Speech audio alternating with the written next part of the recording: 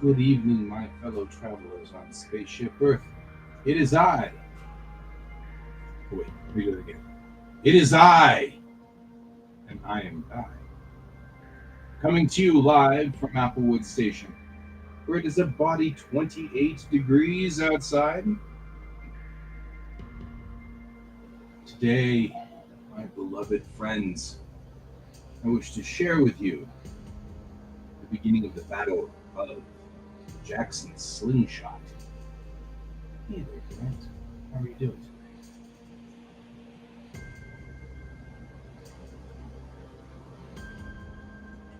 There with that.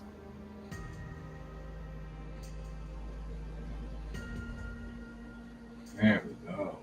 Got everything kind of sort of coordinated. How are you doing tonight, Brent?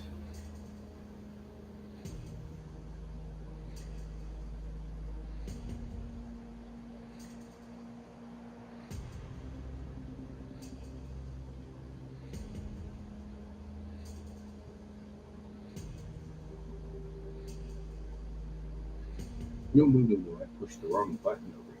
That's the button I want to push. There we go. do, do, do. That's the other button I want to push.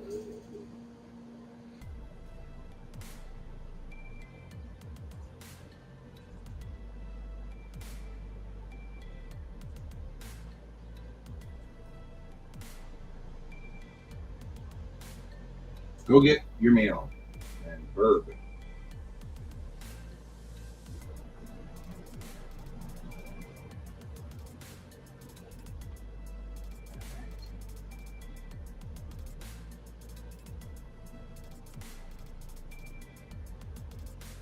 All right, my gentle peoples. While he's away, I'll do the star maps so you won't notice them. We're going to discuss today a location on the map known as Jackson's Slingshot. Jackson's Slingshot, here's us. Actually, there's us right there. Jackson's Slingshot falls down the line of the Dresh's pathway all the way to here. This is where Jackson's Slingshot is. It's near the Vela Transit and the Korolev's speed zone. We're going to discuss this area right here. And the ship we're going to discuss, well, there is this one. The ship is the Red Dragon. The ship in question here is our Red Dragon. The Red Dragon is a Type 3 Weirvin class destroyer. Based out of Bellatrix. She's part of the 14th Fighting Group that is stationed in the Korolev Speed Zone.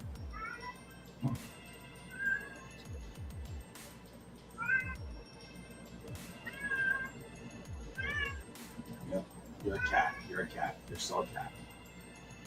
Still a cat. Still a cat. There we go.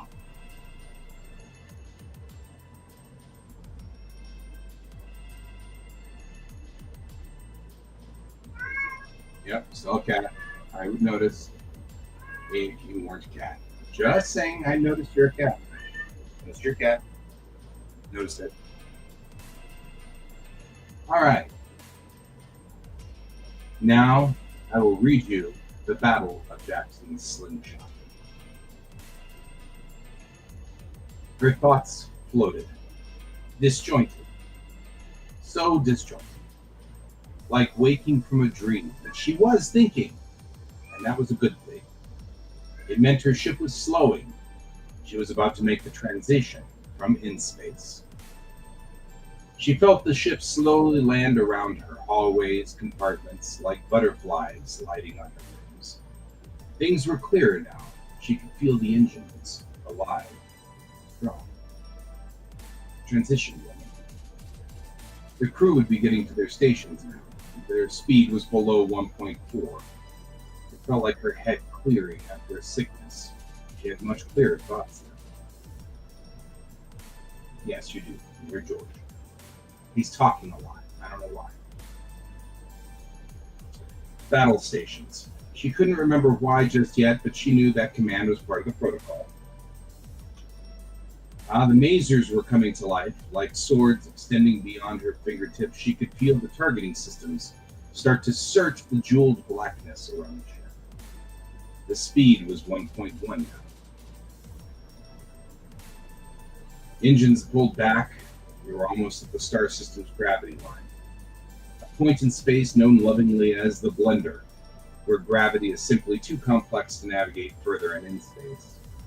She was now hearing everything: words, orders, voices, sharp and terse, her captain, his gravelly voice rolling like deep thunder across an open field.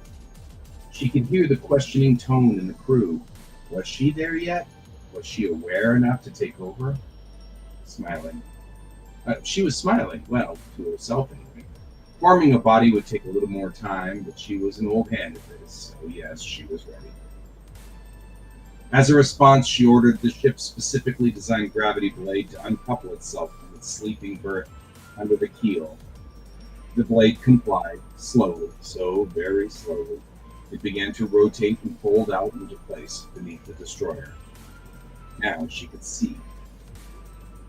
3, 2, 1. Translation. This is the UMC Red Dragon, DDW 2159. The UMC Red Dragon appeared in normal space, its 3 in-space engines crackling with energy as the switchblade-like cowlings folded back to cover the exposed engine cores. Captain Flare Beauty Puff pivoted on his captain's chair. His carapace, old and spiky, seemed to glow as he smoothly marshaled his ship's crew like the well-oiled machine they were. The grizzled Chakrana waved a 3-fingered hand as he spoke. All right, people, set our course across the system. Make my angle 32 degrees, 25 degrees down angle. Prepare to throw the ball for 0.33 light speed. And stand by for the report from Gravitics. At the front of the ship, surrounded by massive windows of armor class, far from the heavily armored bridge and his captain, Lieutenant Junior Grade Urko Boysen felt very exposed. He glanced at the windows of the pilot house nervously, feeling for all the world like he was strapped to the front of the ship. He shook off the thought and got back to work. His thin, nimble hands played over the controls at the gravitic station. Beads of sweat were already forming on his forehead. His screen showed the terrain of the star system slowly resolving in front of him, translating waves of invisible gravity into a series of grids and warning symbols. It was worse than he expected. The system was a fast binary, which meant that the gravity waves were going to be ugly, and he knew it. Worse, it had a massive rocky planet that the O-class primary star was just slinging around between itself and the G-class yellow star like some kind of bolo. The gravity eddies and currents in here were a jumbled mess. Can you see them? A gentle voice came from Booson's side. Not yet, sir. Not yet, sir, he replied. Then added with a relief, good to see you. Lieutenant Jen faded in beside him, her holographic matrix assembled like an exploding jigsaw puzzle in reverse. It was an affection that synthetics took to as a courtesy. Suddenly appearing had a negative effect on people on the ship. In the case of people with weapons, one could even imagine this would be disastrous. I can feel them out there, Jen said, her brow furrowing as she peered at the controls, another affectation she adopted for comfort. They're using the eddies to hide the ships. Smart little critters. Another sweep came in from the gravity blade. The picture resolved a little bit more. The grid showed little bumps, almost too small for Boysen to see. He turned to the holographic officer next to him. She nodded in confirmation. Bridge, gravitics. I have targets on the screen. I've designated them Alpha, Beta, and Gamma, and Delta, and sending the data to tactical. By their footprint, Alpha and Beta look like Frostlich class cruisers. Gamma is a Spider class GW frigate, and Delta trailed off. His eyes widened. Delta looks like a night screen class carrier, sir. Jen finished for him, putting a comforting hand on the junior officer's shoulder. On the bridge, eyes met eyes. Roger that, gravitics. Thank you. Captain Beauty Puff growled. He stretched two of his three arms like a fighter preparing to go into the boxing ring. All right, people, we knew this wasn't going to be easy. Let's get going.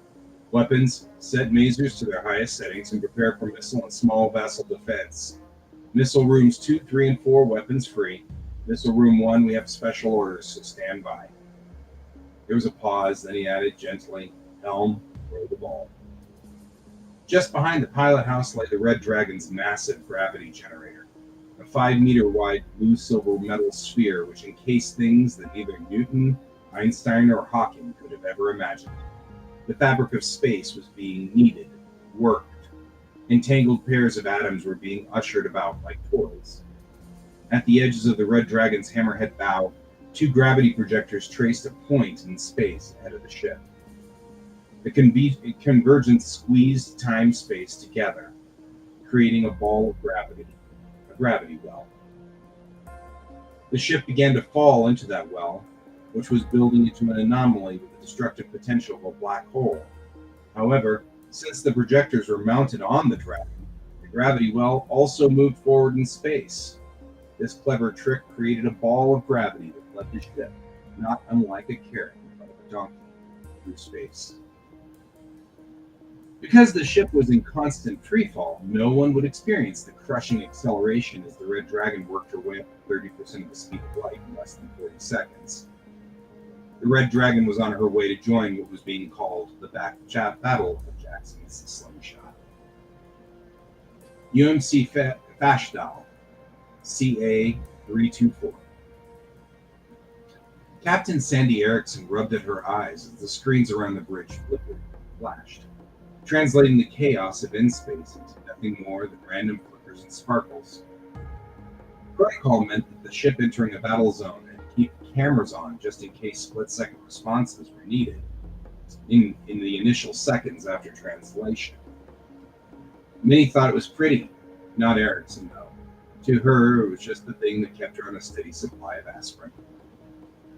She'd been to Jackson's Slingshot before. It was a hodgepodge collection of domes clinging for dear life on the side of a rock that could only loosely be called a moon, which was, in turn, orbiting a massive rock that had absolutely no business being called a planet.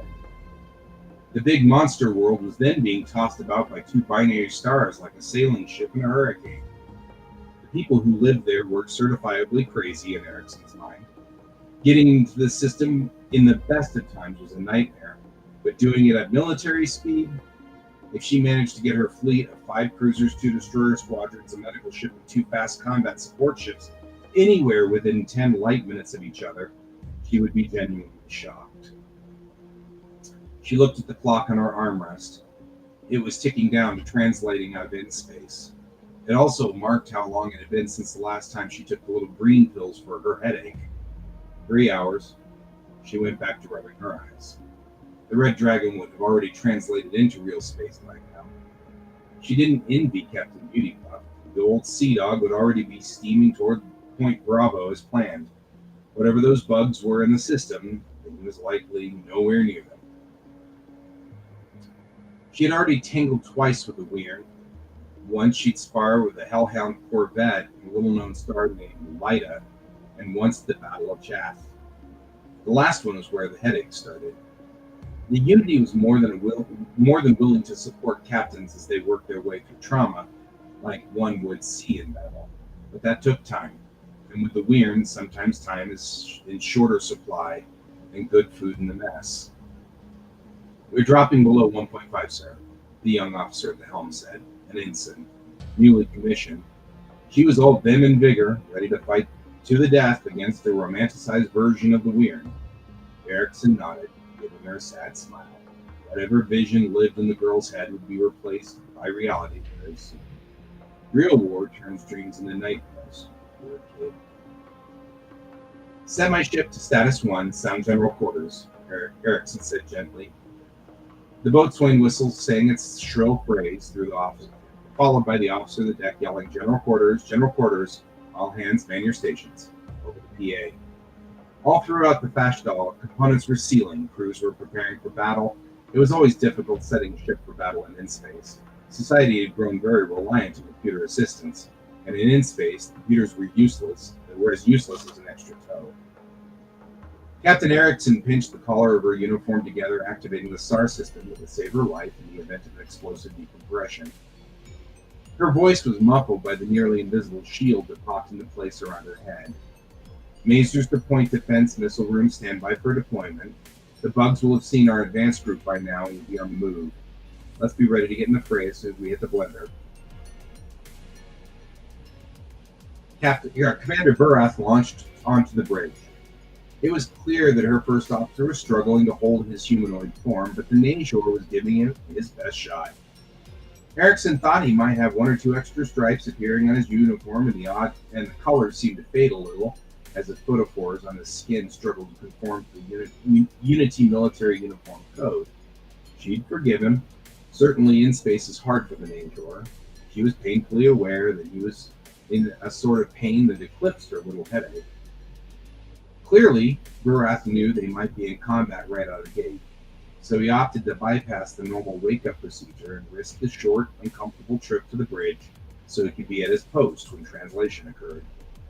She gave the gelatinous officer an approving smile and nod as he sat in his chair near hers.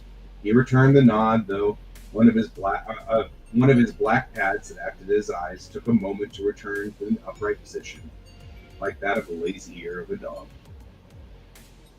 Translation in 3, 2, 1, the helmsman said.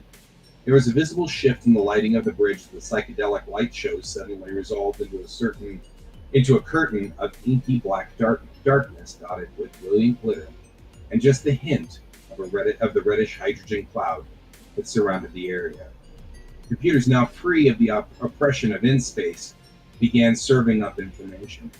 Immediately, holograms began popping up at consoles. The holographic tactical lit up like a fireworks display. We have targets, cruisers, a frigate, and a carrier. The carrier is already dispatching drones. The young Shakrana called out, her eye stalks standing straight up in surprise. It looks like they're trying to get the jump on us.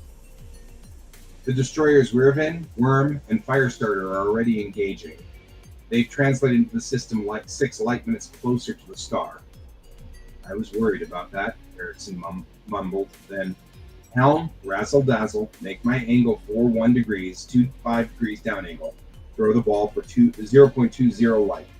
Gravitics, where are the ducklings?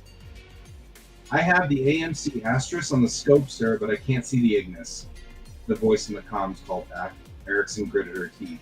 Without both of her fast supply ships, this would be a pretty one-sided fight, especially against that carrier. They'd be late, she supposed, but the clock was ticking. What's the status of the Red Dragon? UMC Red Dragon, DDW 2159. Another explosion rocked the ship. The Weirin drones were much faster than the Dragon, and Captain Beautypuff knew it. This was the plan. His eye stalks dropped a bit. Translation, sir, it's the fleet, the young ensign said from her post. Beautypuff noticed she hadn't locked her uniform into SAR mode. She might be young, but she'd been aboard long enough to know that it was better to die in space than survive and be picked up by the Weirin. Gravitics, Beautypuff barked. What's their status? Bridge, Gravitics, looks like just the destroyer squadrons. I'm not seeing the cruisers or the support ships, sir. There was a pause, then the voice added, and they are way off target arrival point. Oh man, the bugs are all over them. Beautypuff could see it now. The Weirin drones from the carrier would make quick work of 3 destroyers. The captain did the quick math in his head. There was no way the Dragon could make a difference there. Helm, jink the ball, and deepen the moat. It probably won't fool those drones, but it'll keep them off our butt. Aye, sir, the helmsman put in the orders, randomizing the intensity of the gravity well in front of the ship. Red Dragon's acceleration became erratic, unpredictable. Around the ship was a series of gravity fields called a moat. The thought was that if the drones got too close, they'd be sucked into the moat and walls and crushed by the gravity shear. The Weird drones backed off, but their swarming weaving pattern didn't stop. They knew they had the advantage and were willing to wait. That's part one. I'll keep going at some point. I just wanted to read that. Put it out there online somewhere. It's a part of the story pertaining the Battle of Jackson's Slingshot. Like I said, Jackson's Slingshot is a location right here, which just the other side of the Korolev speed zone. Right? You think that we're right here in this zone, right, in this middle piece, in the Orion Spur. It's quite a ways away. They needed to take a transit, and there's a home ship nearby. Unfortunately, the Weird at the time of this battle were holding down a couple of other locations nearby, which made Jackson's Slingshot by itself and isolated.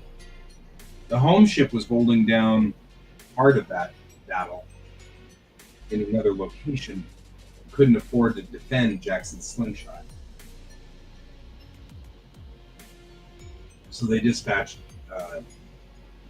a fighter group, a battle group to it. And the battle group was led by the large battle, or the large cruiser Fashdal. It's a heavy cruiser, CA-324. Fashdal had already set up the Red Dragon, which was a DDW, the W standing for I just lost the word. I had the word. I swear it's there. So,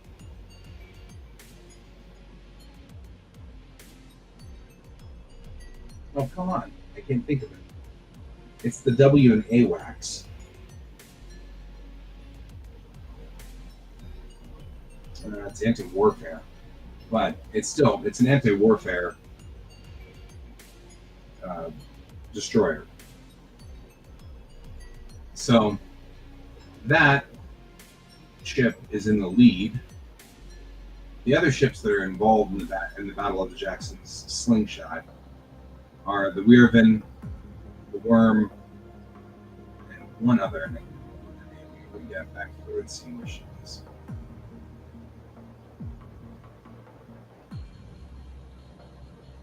All of them are in a squadron, right?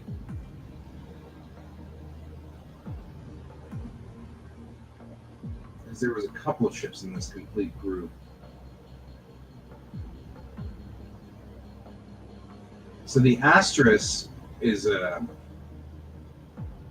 support ship.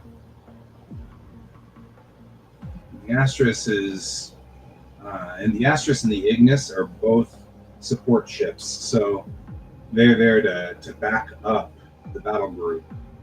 And of course, part of the problem with the start of this battle was that the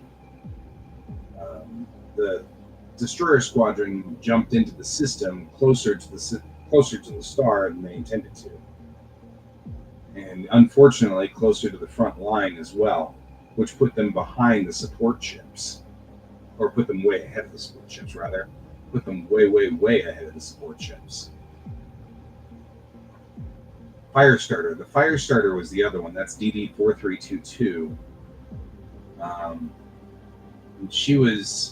She's under the command of a Commander Grant. It was on his first command. Firestarter came in on the Vanguard position, and it was just really off on a bad shot. So we have a couple of people going on here, and this is beginning of this battle. But I would read that for today to see what was going on. Gonna go for that kind of thing. I don't know if that's popular or not. We don't know. Nobody knows.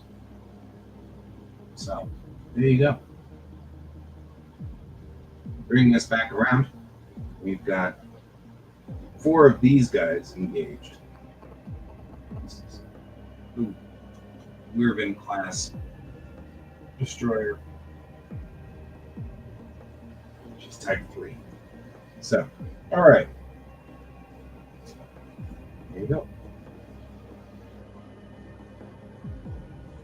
That's a canonical reading, a part of the story of Bellatrix Rising.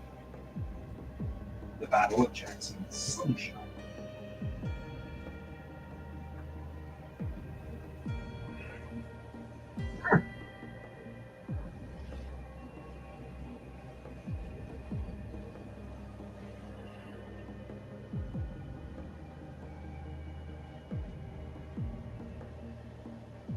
All right.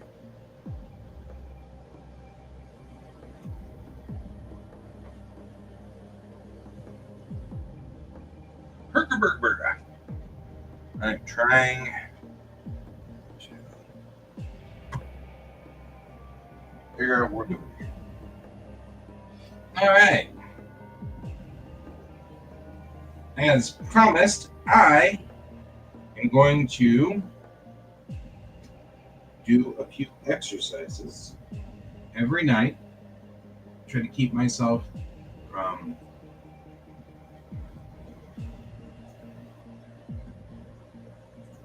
seizing up.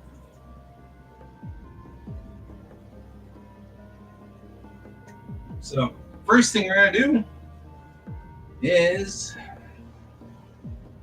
squats, I guess. Sounds like no fun, but here we go.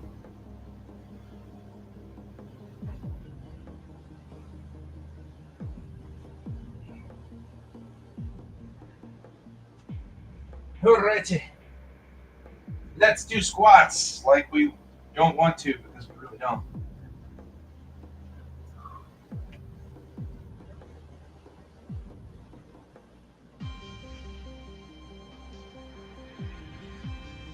Seven, 8, 9, 10. Ugh, that was unpleasant.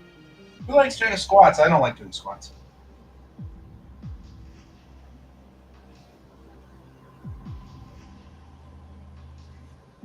Lunges. Oh man, my knees do not like this crap at all.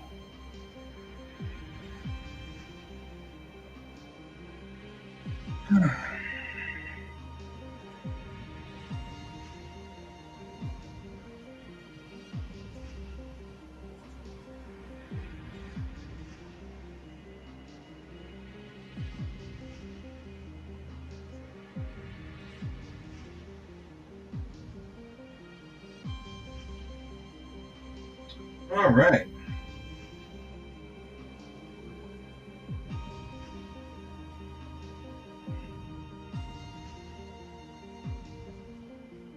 Right in place.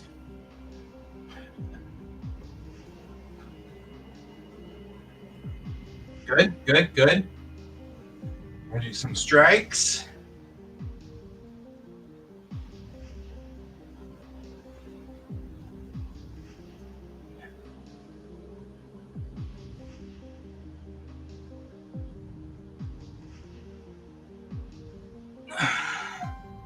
We're going to do some kicks.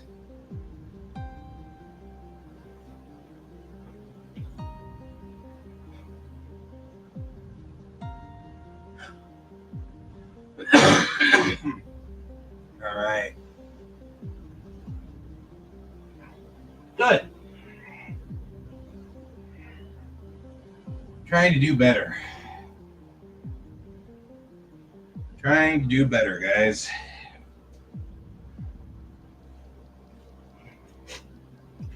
So every night, we're going to try to do a little bit of exercise and try to do better.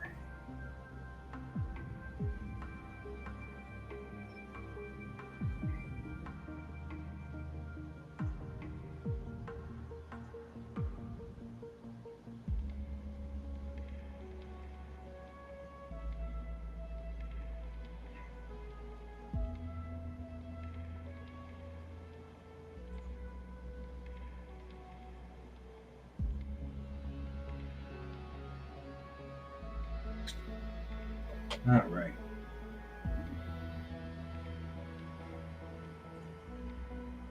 How are we doing out there, guys? How's everybody doing?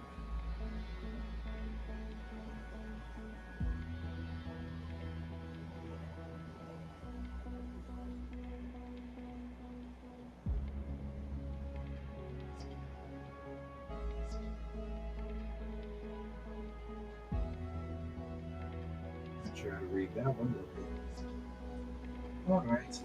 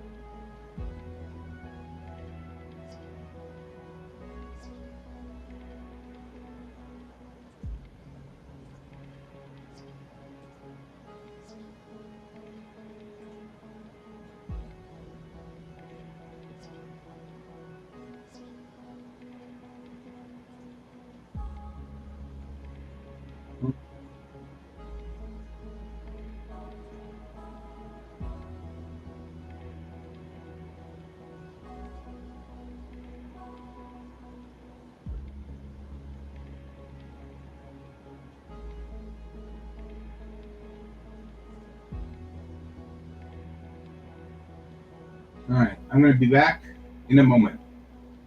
Those of you watching, I'll be back in just a moment.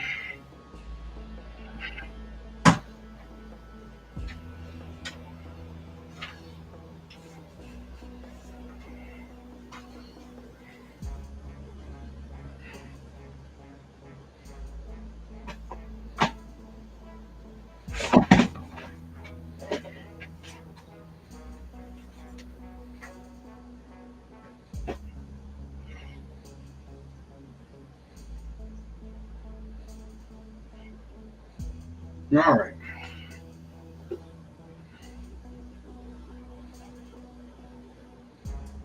All right, I'm back. I'm going to go downstairs and do my laundry. Laundry. Laundry. Mm-hmm.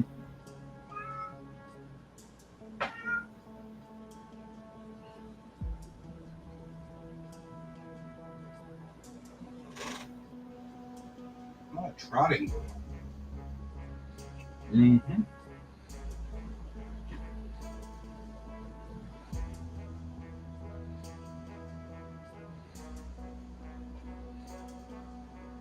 I have Sharpie creative markers.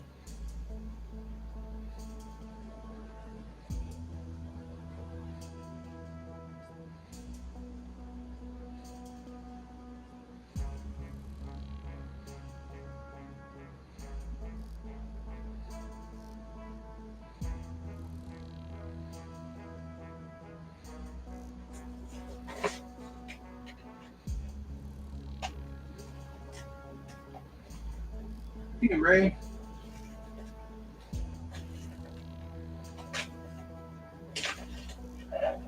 I have creative markers. I'm unsure how creative we're going to be, but we'll be creative. Probably should open the other side.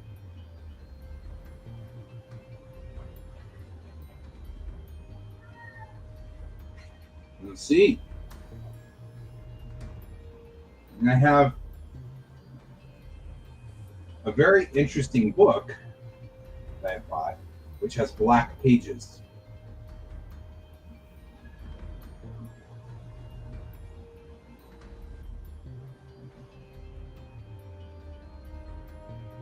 So,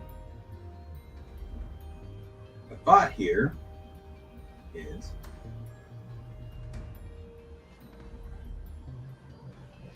I'm going to see here. Because we're trying to see whether these things work or not. All right.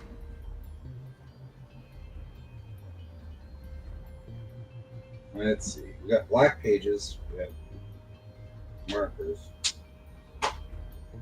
Yeah, see, they're not going to open this way.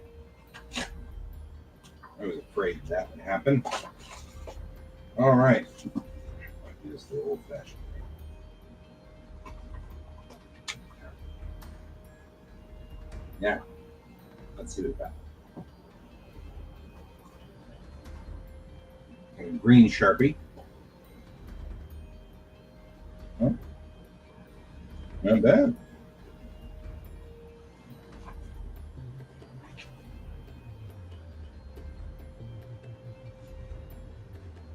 Well, on the black pages here,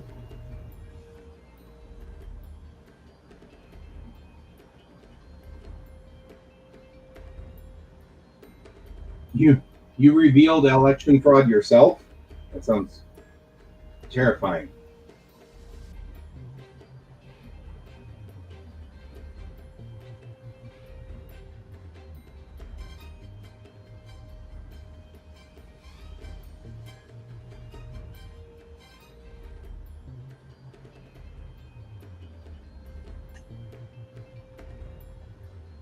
You mean you revealed election fraud in your city, in your country? What did you do? What did you do, Ray? That sounded like it was an accusation. What did you do, Ray? That wasn't what that meant to sound. That wasn't what I meant.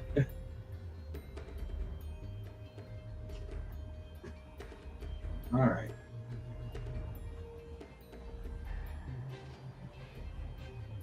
Nation. And you did it yourself? Or you were involved in it? This sounds somewhat large, like big scale.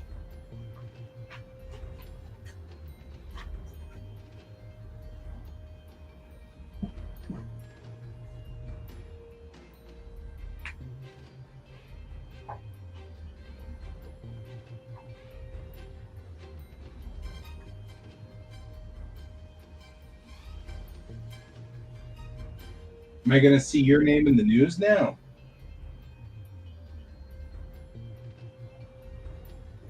And if it's you that revealed election fraud, good on you, man. Good on you.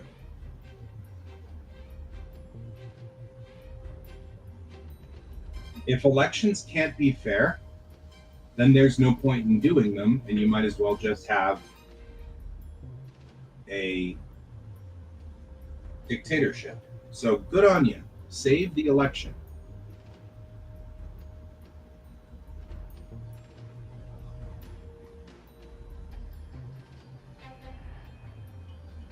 I have oft said there are only two types of government.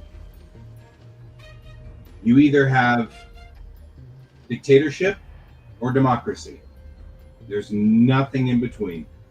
Either one person's in charge or all of us vote. And there's nothing in between. So if you can't protect the vote, there's nothing to do except submit to a dictatorship.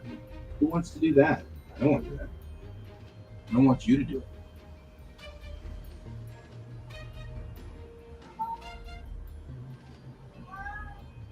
Yeah, I know, I hear you.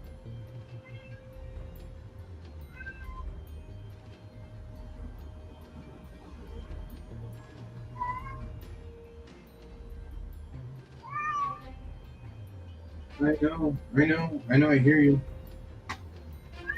Yes, I get you. I have been working all week, and the kid is at camp.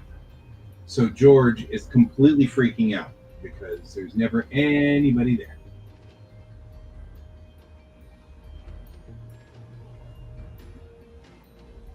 Oh, yeah.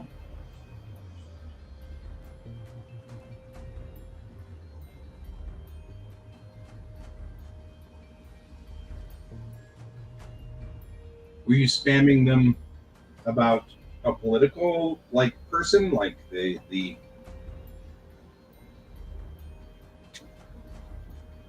like a politician? Vote for George. He's a good cat.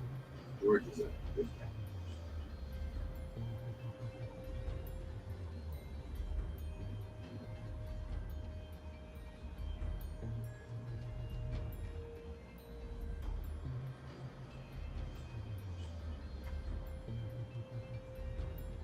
Hmm.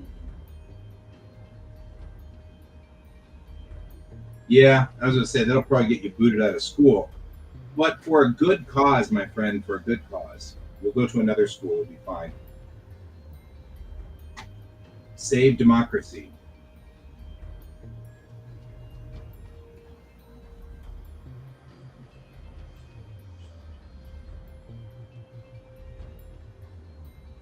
Yeah.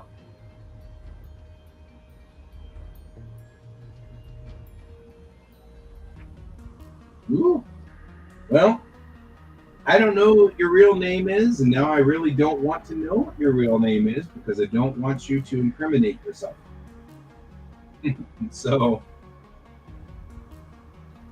my good friend, you and I, you will stay Ray, whatever that Ray is. I won't even mention where you're from because we don't want you getting in any more trouble than you gotta.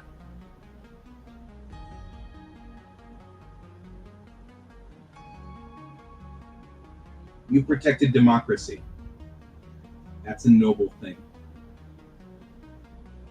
Protect democracy.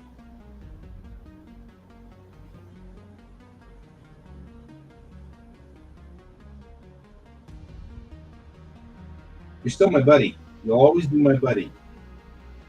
Even though I don't want to know your real name, you're still my buddy. You're still my friend. That's not changing. Just don't want you getting any more trouble, huh? Any more trouble than you gotta. No more trouble.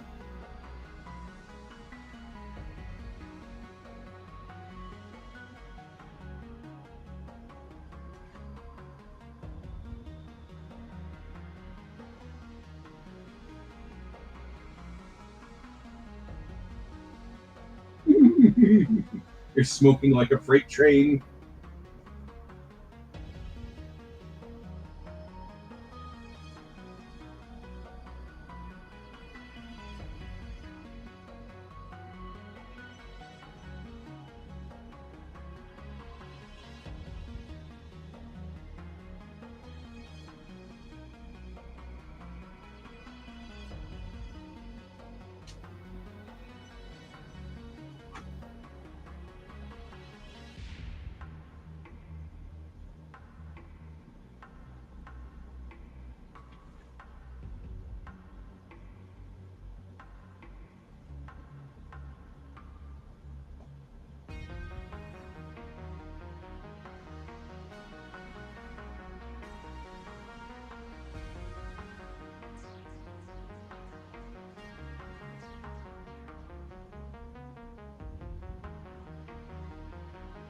These pins are cool. I don't think you are either. I mean, unless your legal system is much different than the US, and really, honestly, all of our legal systems are slightly different, but for the most part, we're all roughly the same. And if you're protecting democracy, in the end, we all actually admire that. So you won't face criminal charges for that.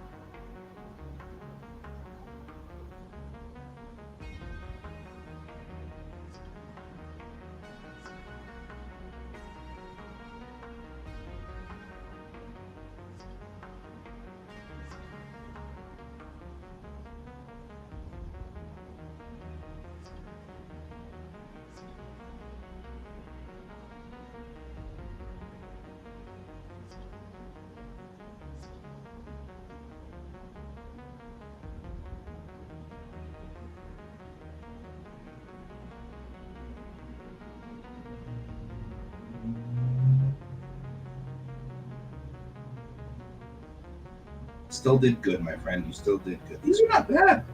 These pins are working relatively well.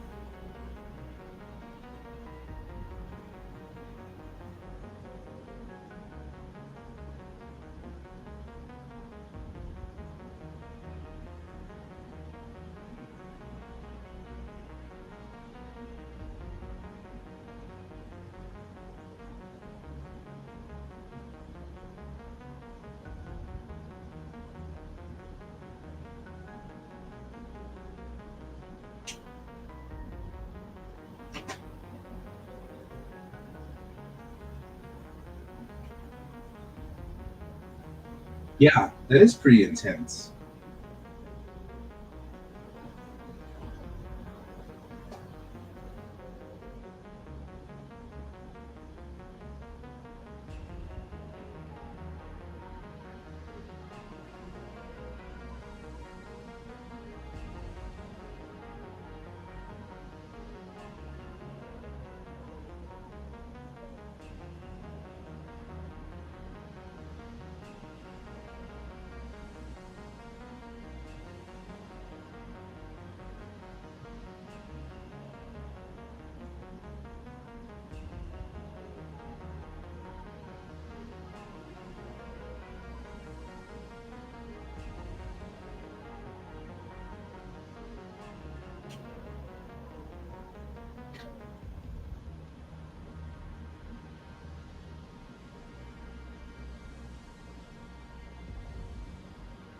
What about your professor? What's the story with the professor? Is he going to be punished?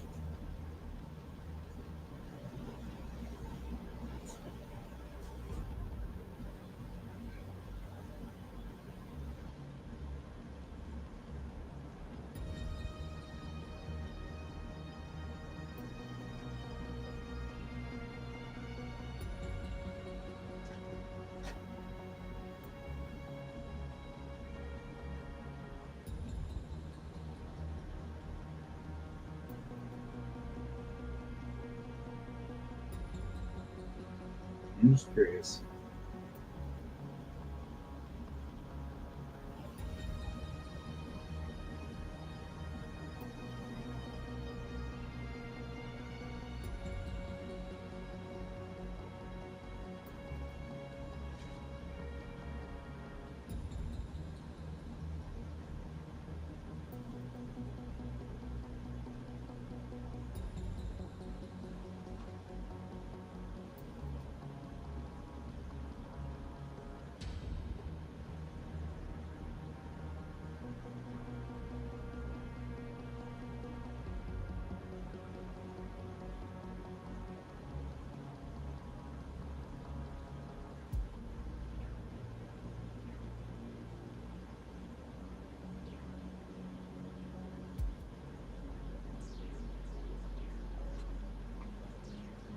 That's fair. Well, and we are dealing with new technology, right?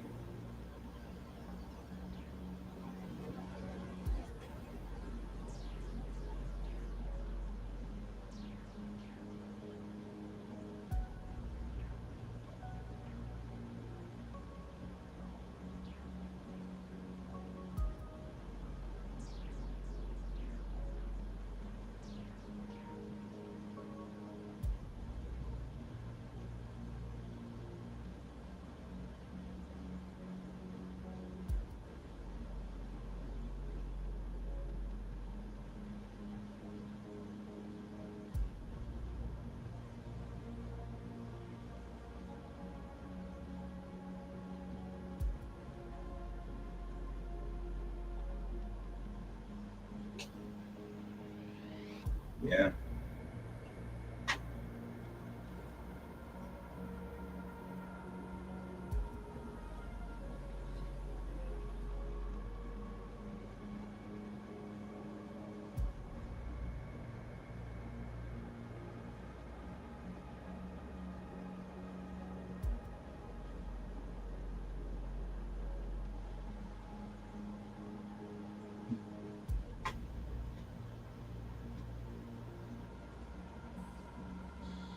The moment do they know that it's you? And you said that you're on the news. Does that mean that the news ratted you out, so to speak?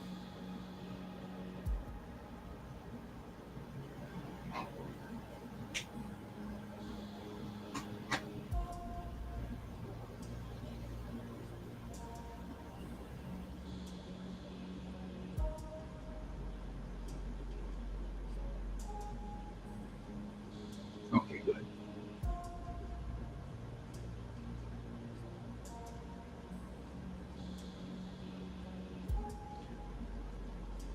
Do you feel like you're in danger?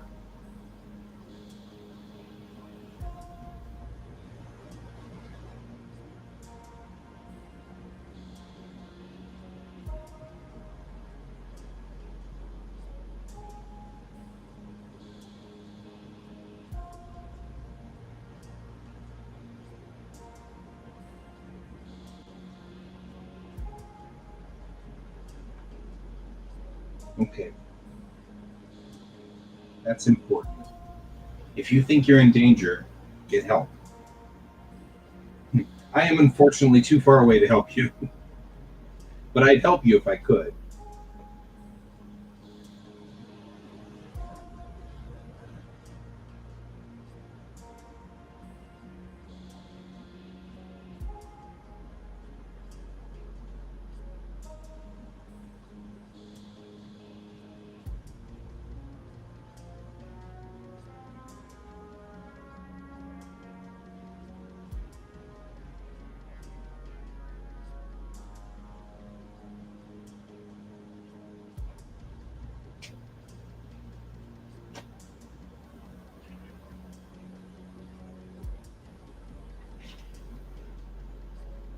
I mean, heck, my brother, if you can get here,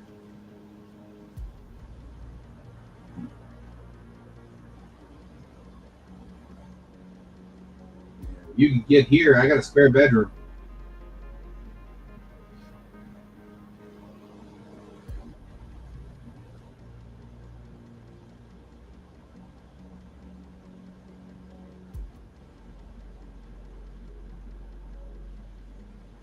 Oh yeah, yeah, yeah, yeah.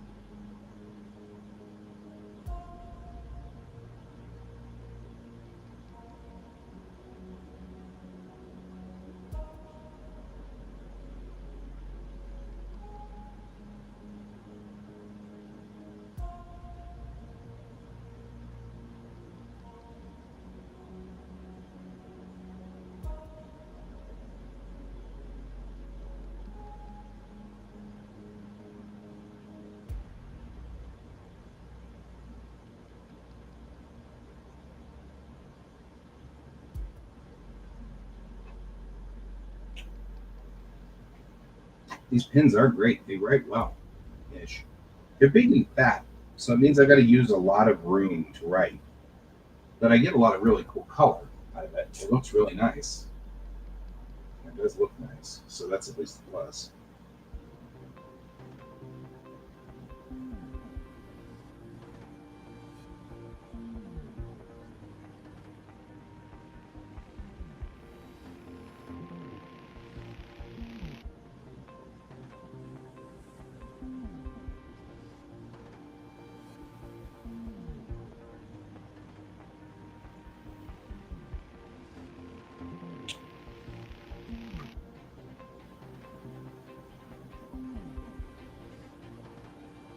Yeah, but I don't think anybody wants it to happen.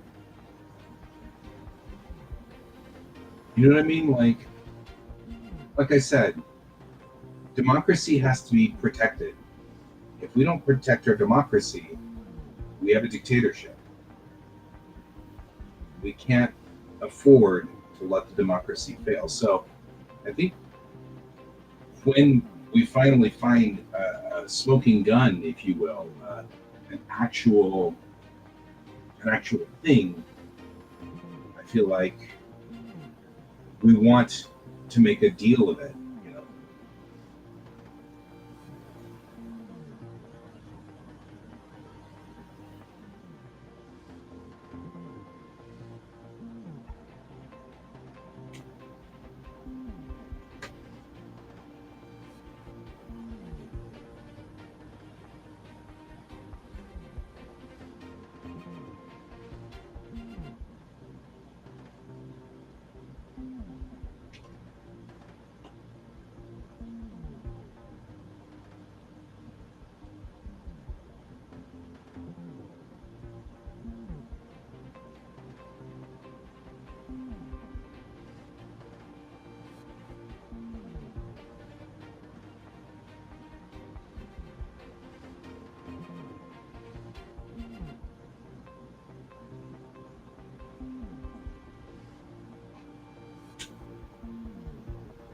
yeah, maybe.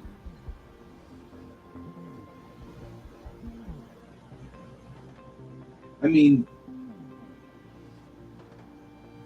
you kind of have one or the other, right? Dictatorship or democracy.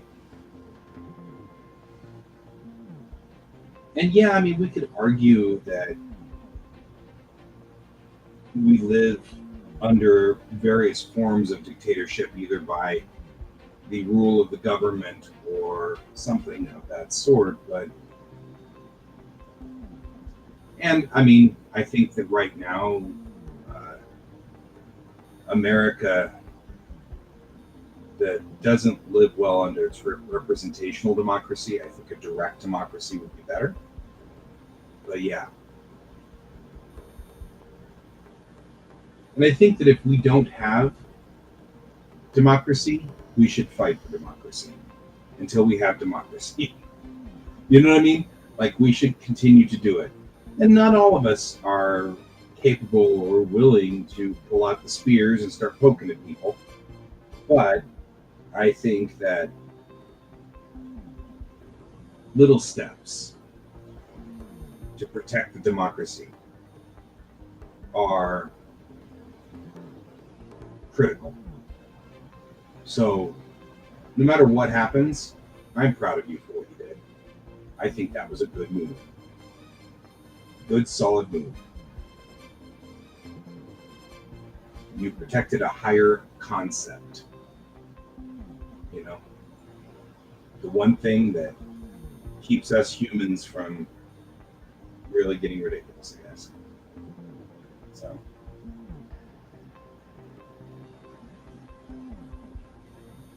yep.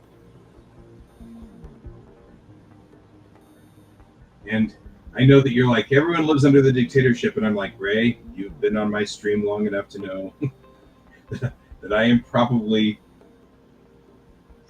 I am, uh, I would say, relentlessly hopeful, relentlessly cheery. Like, I am stubbornly determined to be positive here.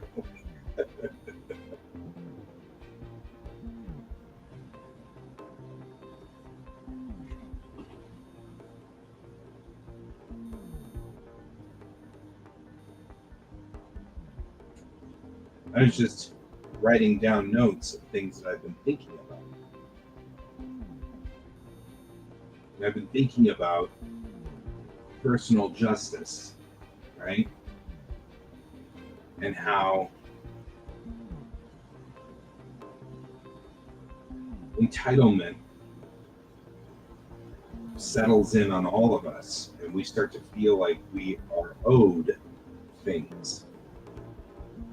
And the problem is that those things, some of the things we are owed, but some things are not owed to us, and we get a kind of a disproportionate concept of what we are owed.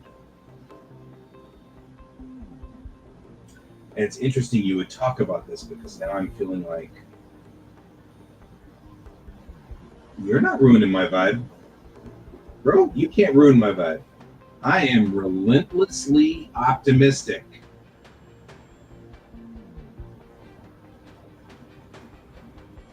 I'm a Trekkie. I watch Star Trek. You can't. I'm a Star Trek fan. You can't break my vibe.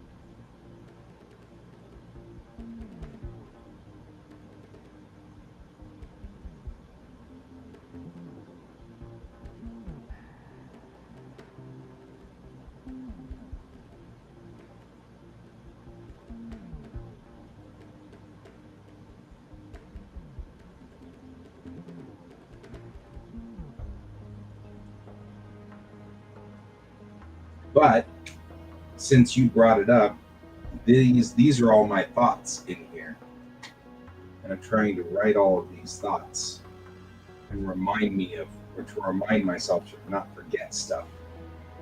Like, for example, we must protect democracy, because there's only two types of democracy, or there's only two types of government. I would love to hear of a third type. But either you, me, and Bob all vote, or Bob runs the place. I don't know if there's any other way of doing it. Which means the vote is the most important thing.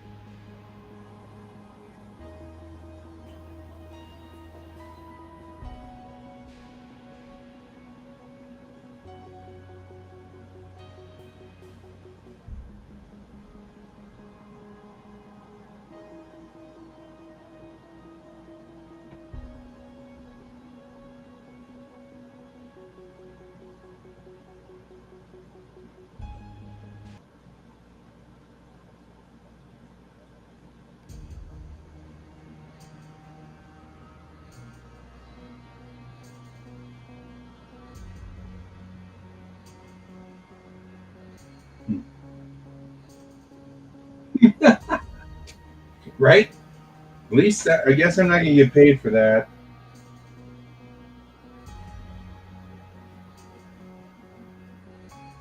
Over the centuries, many people have had to sacrifice their pay for the right thing.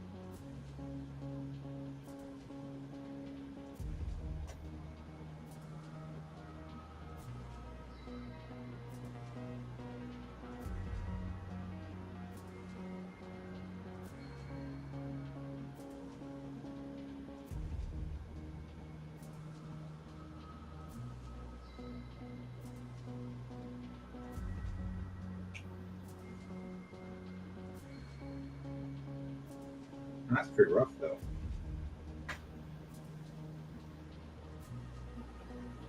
They were going to give you 2,000 American dollars?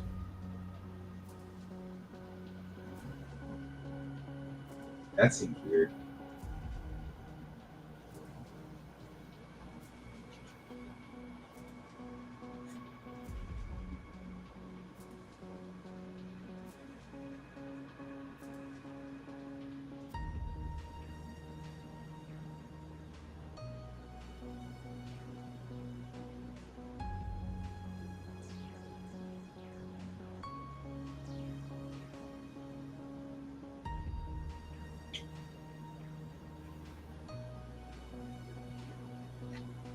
No, same thing. Hey, you mean everything's actually like uniform? Like that's the thing that always gets me is whenever the amounts are in units that are similar. Like, you've got 20 million, which fits $2,000. That's pretty good, you know, as opposed to, you know, it's 14,247,122 to the dollar. And you're like, what? That doesn't even make sense. But that is a lot of money. Like, that's a lot of numbers. Are you guys running away with having runaway inflation as well? Having inflation problems like we are?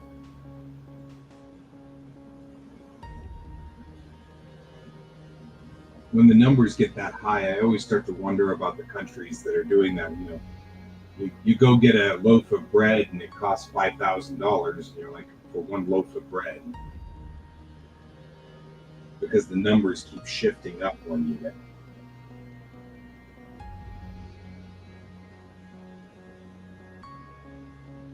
Oh, okay, that's almost 3,000. That's still sad. I still feel for you, man. Still feel for you.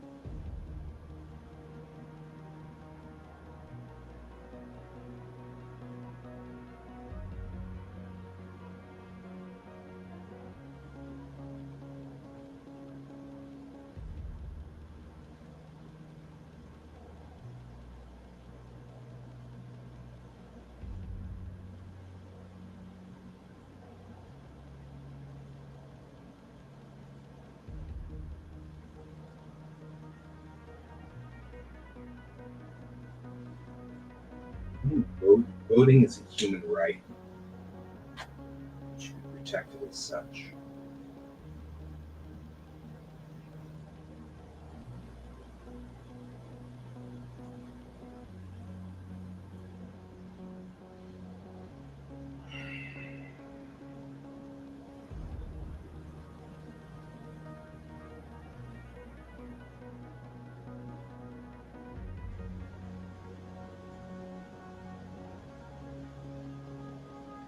That's fair.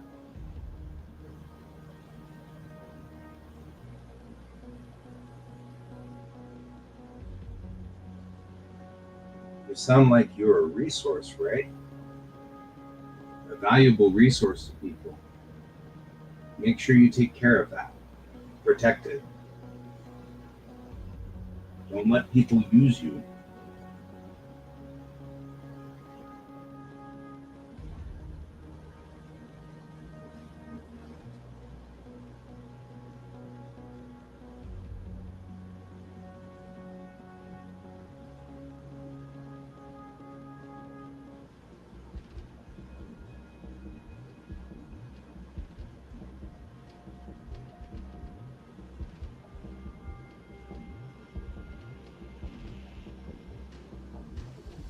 Mm,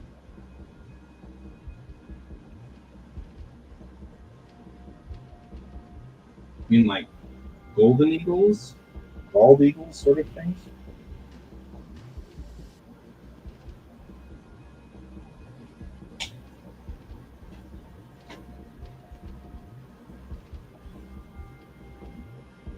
Mm-hmm.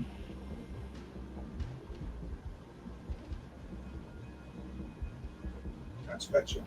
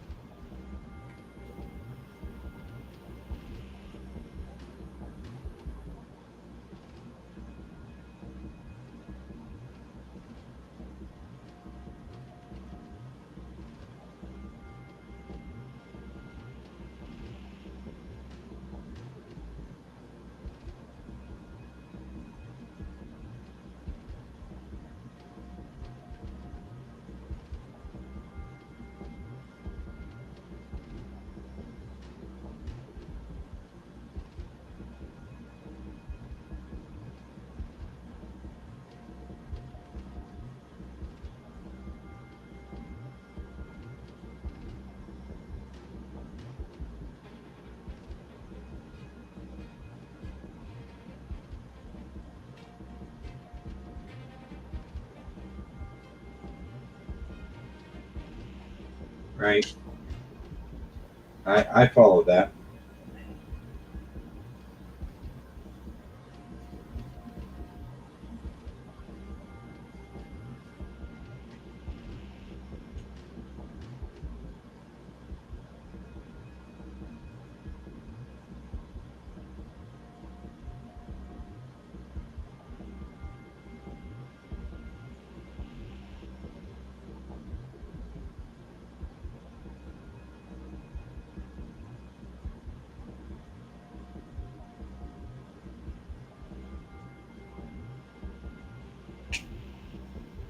Right. Exactly. Why don't good things pay well? I've been an artist for years and years and years and never gotten paid anything. I mean, I've gotten paid a little, but nothing major. Vote is a human right. A person should be given the right to vote in all the things that impact them. Should not vote in things that don't.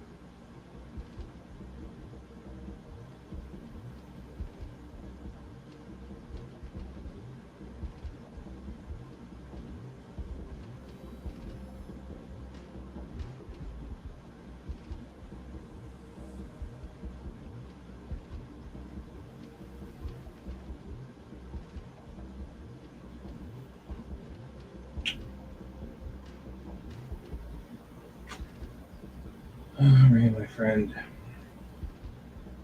Wish there was a way I could answer that. I think with the big words, it actually kind of looks cool. Allows me to write quite a bit here.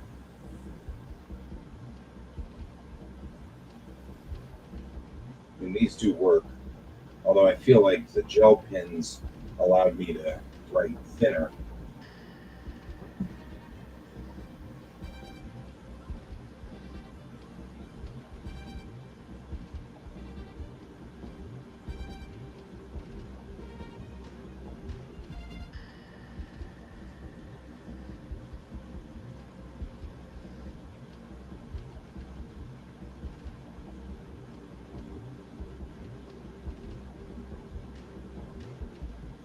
Understanding is not agreement.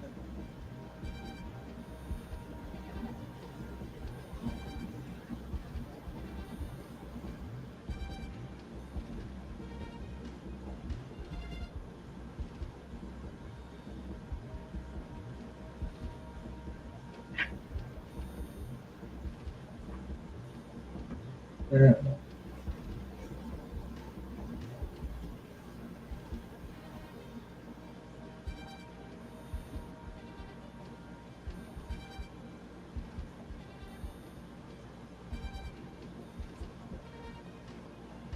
I like it. You're gonna get something to eat. You don't want to cook food. I'll see you later, Ray. Hey, good job today. Thank you for being here. Thanks for being a buddy. I'll see you around. Take care of yourself. I think actually I will bow out as well. I've been on for quite a while tonight, and I feel like we're probably at the end of a good solid stream. All is doing well. And so I have drawn a lot in this book using my really fat Sharpie markers, which is kind of cool. I dig the Sharpie markers. They're kind of neat. They do write well.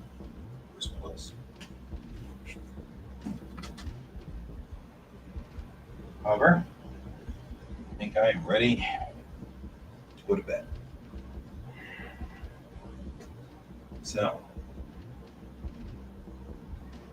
my fellow gentle beings out there, I hope you all have a wonderful evening. I hope everything goes well and all is a wonderful thing. And